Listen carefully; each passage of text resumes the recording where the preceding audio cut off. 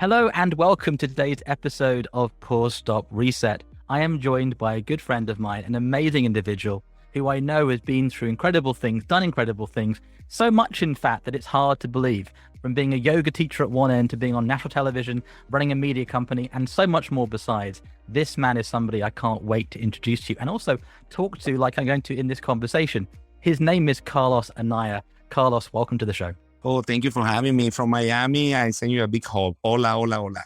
And I wish my Latin languages were better, my Spanish languages, my fluency of language isn't there. And you have this multicultural aspect, which we'll get into in the show. But let's begin at the beginning. For people that don't know you or don't know you that well yet, who are you and what are you focused on today? Well, most of all, I'm a man of service, but I'm happy to be a journalist. I graduated from the School of Journalism in Florida International University. And then after that, I won a GLAAD award for Best Spanish Journalism. And I've been in the media industry for more than a decade. So having grew up in New York and also in Miami, I've been able to have this multiculturalism. So recently I worked for Univision, which is the number one Spanish television station in the United States.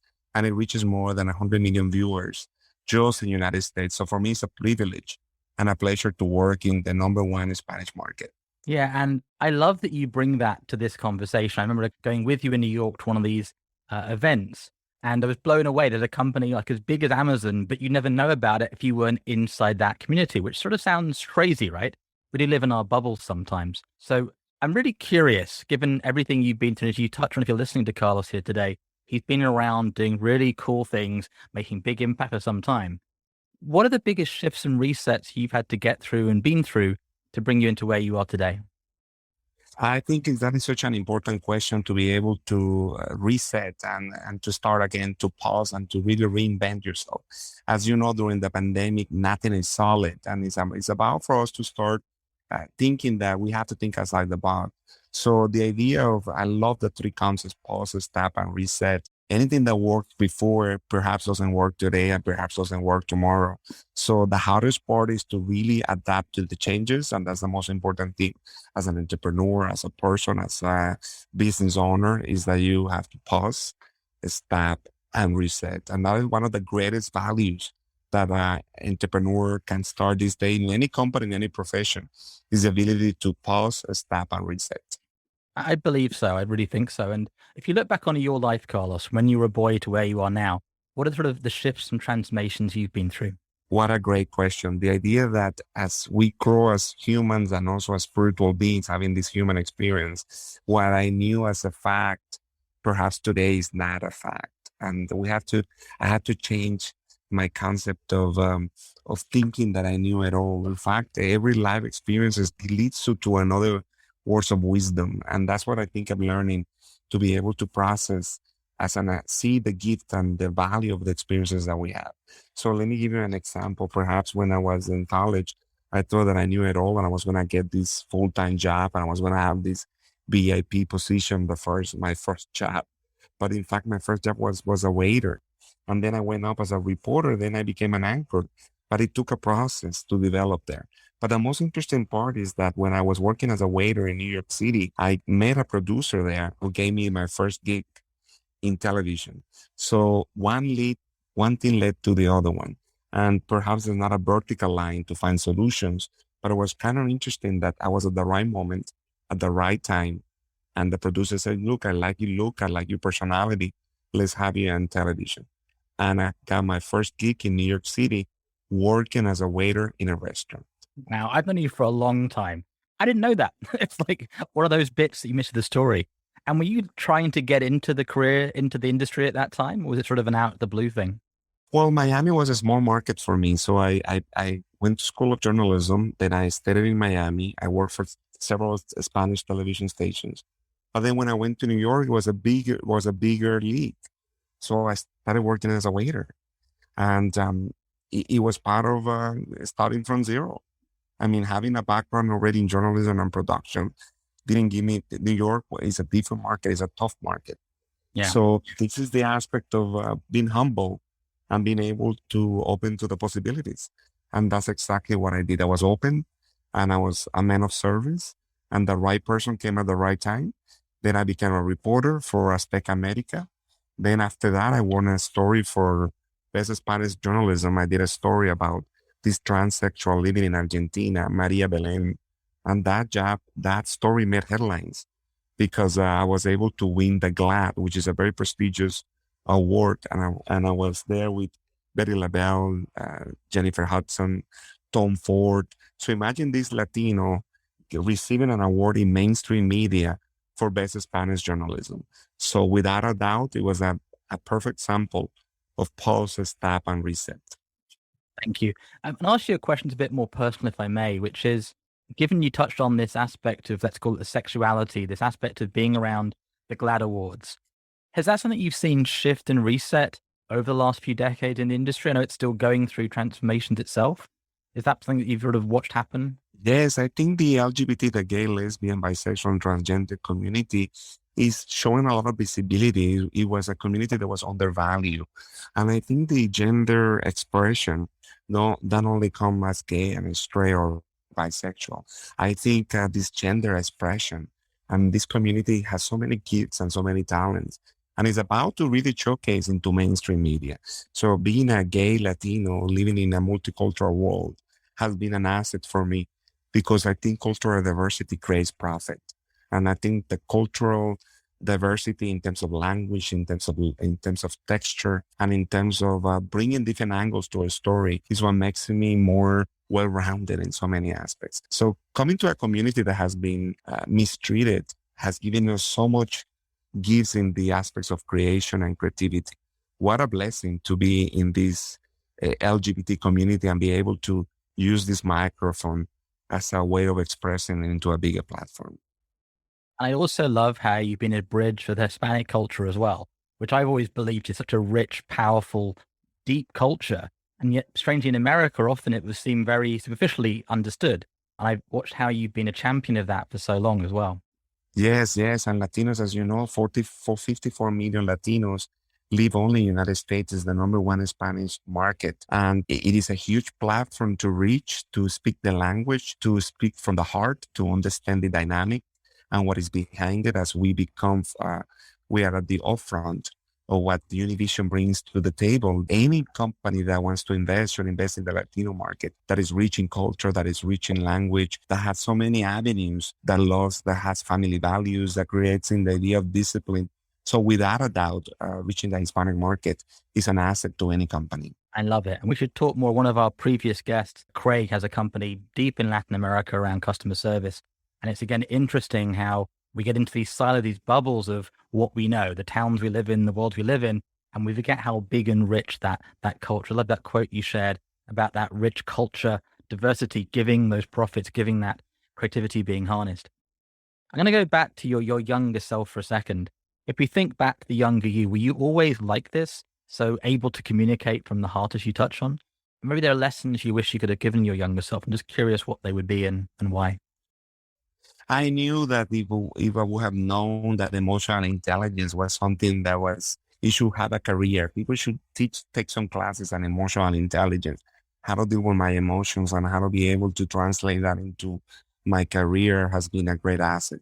So if I have to look back and look at that teenager and say, look, if you're able to control your emotions and be able to balance those emotions into emotional intelligence, you are good to go. And that would be my biggest advice that I could give to myself in doing the 20s and 30s. And to be able to invest in relationships in the long term. As you notice, there's this constant instant gratification of having an iPhone or having this look at this conversation via Zoom. But to be able to invest in relationships as you and I have for more than a decade, to keep those relationships in the long term is what makes for me a very well-rounded individual. No, I love it. And I do think that long-term view, and it's really strange. As a kid, for myself, it was easier in a world where everybody has Instagram and Facebook and LinkedIn and Twitter, and it's easier in theory to be connected. It seems it's harder to actually keep those real relationships alive in the way that it used to be before we had some of these social media tools. Just curious what your thoughts are about that. Well, I think we're living in a very interesting era, and the era of technology. Technology can now replace the human experience. Although the technology is out there, I think is able to us to really connect it to the human heart, to the spirit, and to connect heart-to-heart conversations. That cannot be replaced by technology. It's only a tool to be used, but it's very interesting that we are technology connected, but we're so disoriented in our emotions and our well-being. And that's something that cannot replace, technology cannot replace an emotional well-being person. Yeah, very true. And again, I we're rushed for time somewhat today, and hopefully, if you're looking at what you're hearing with Carlos, you get to know more about him and what he's been through and what he's up to, because there's such a depth of you. I'm curious if any books and movies have inspired you on your journey so far. I love an Indian mystical guru. His name is Sadhguru, which is considered one of the 15 most influential people in India. He's a Yeah. mystic and he created inner engineering, how to engineer your life so it works for you, towards you, not against you. So I like the inner engineering platform, 7 online classes that he's teaching people how to transform and how to engineer your life in 7 online courses. And again, Sadhguru is an inspiration. He's a mystic and he's the creator of innerengineering.com. I strongly recommend it to you. One of my favorite videos of his is No Fear in the Now. Do you know that one? The sort of short 7 minute Yes, video. yes, it's amazing. Yes, and he And just recently launched the idea of karma, how we're able to use karma as the strategy. That karma is not a sin. Karma is not something bad. It's simply an accumulation of experiences and let karma work towards you. It's very interesting. there's been a thread, I think, over many different wisdom keepers, this idea of coming back to yourself, creating yourself in your life, navigating these things, and finding the path that works for you. So yeah, if you haven't seen it, check out No Fear Now, check out Sadhguru.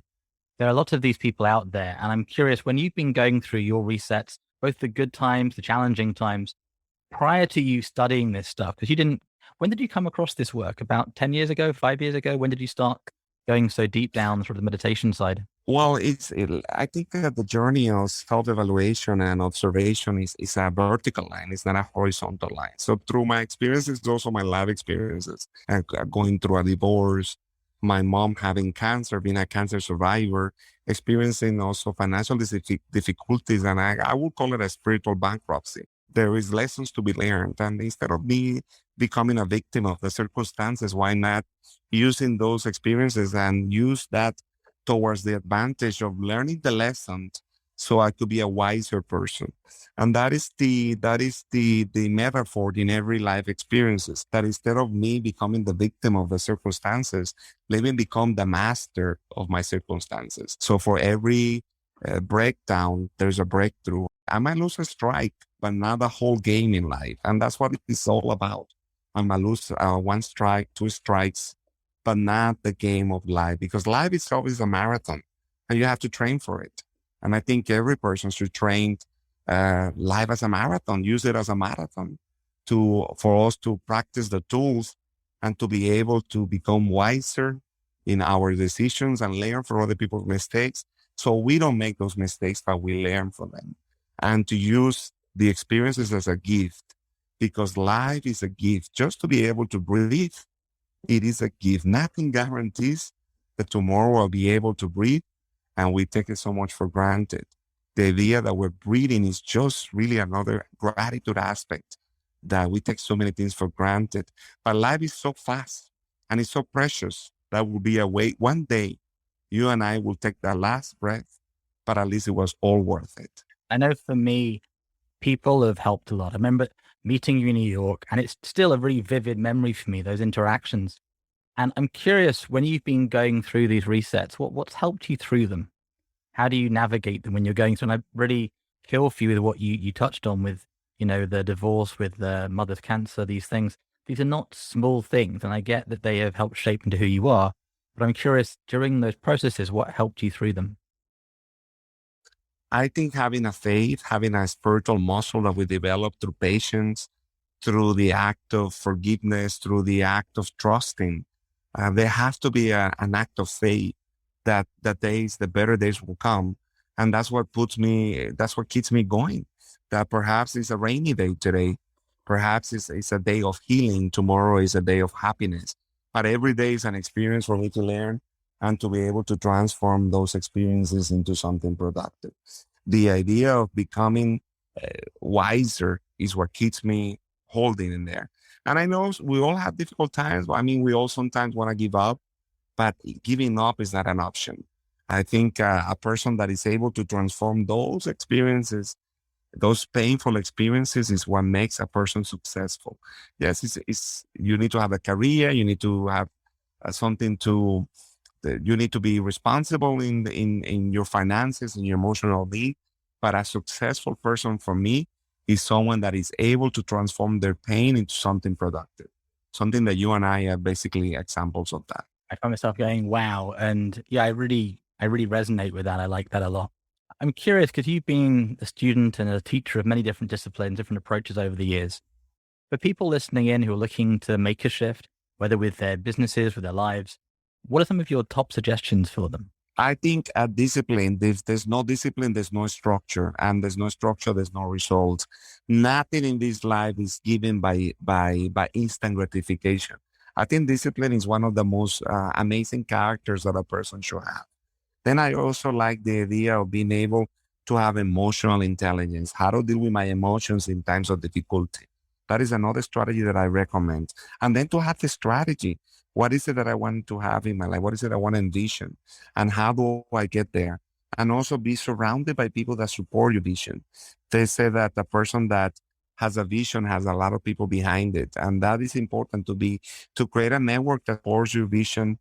And if you add the discipline and if you add the emotional intelligence and a right strategy, you'll be able to find and to achieve all your goals. And I am a proven example of that because I knew that getting into Univision, working for the number one Spanish television station, was going to get me one day there, and it happened.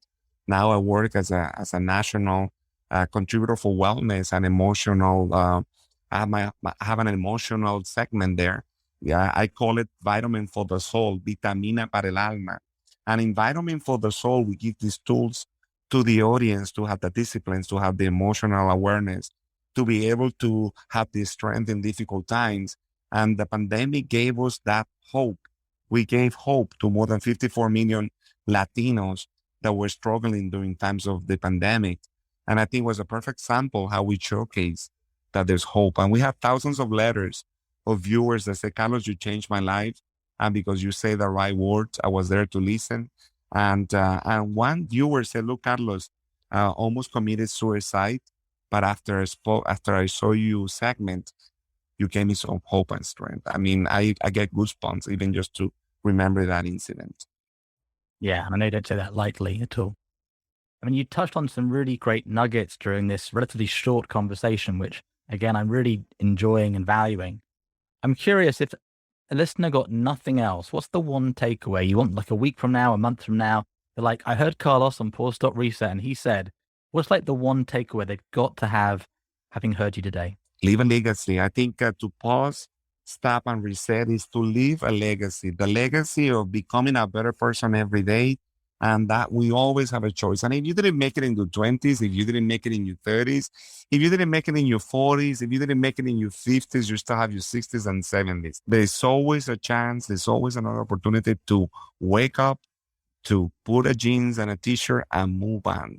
And that's what I believe, that we always have a second chance to make it better, to become better human beings, to develop a muscle of spirituality, to develop a muscle of discipline. And even if we make the mistakes, they give you the wisdom to be a better person. And that's what I stand for. That's what my company stands for in Cafecito, Espiritual Wellness Programs in Miami. We are very progressive into the idea of knowing that we're making an impact in the community and that we're changing people's lives. And that's what gives me the breath every day to wake up and ask myself why I'm doing what I'm doing.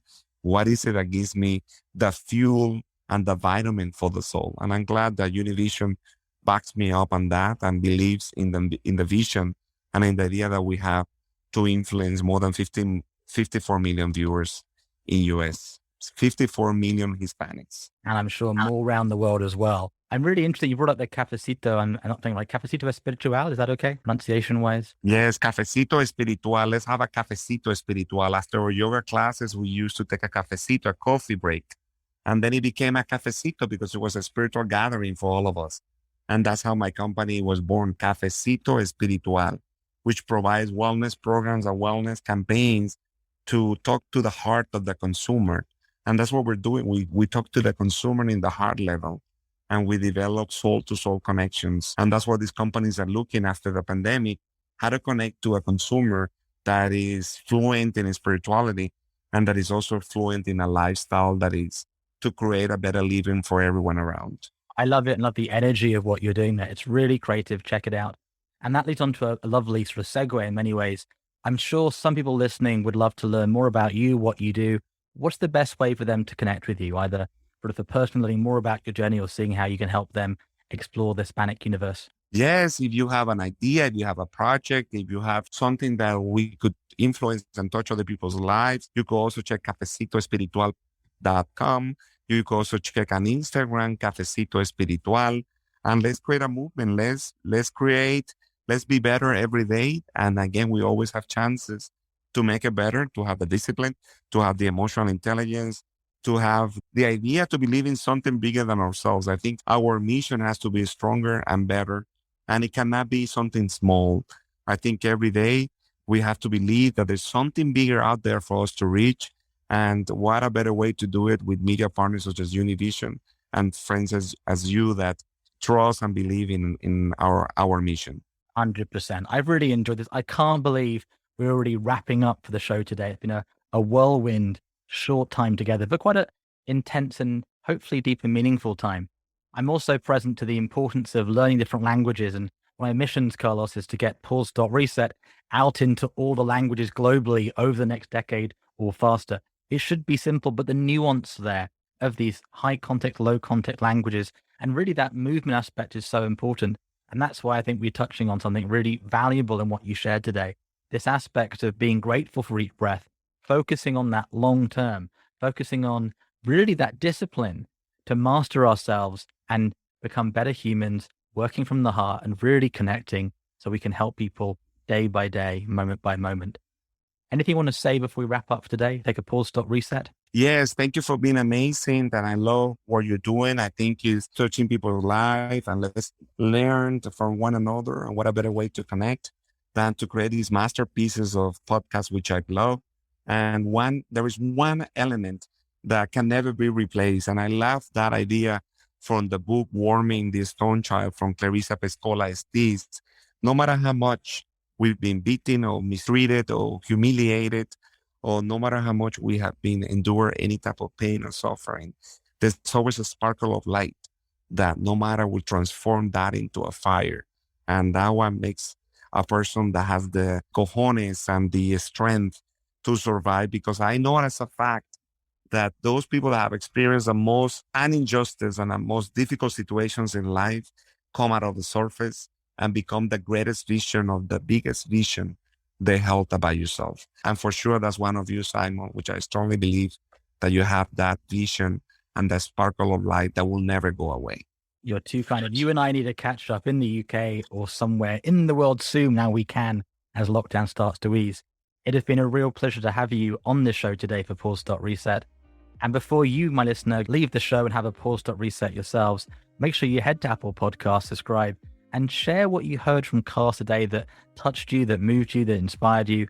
And we'll see you next time with more of our amazing friends around the world. And thank you for being part of this movement of Pause, Stop, Reset.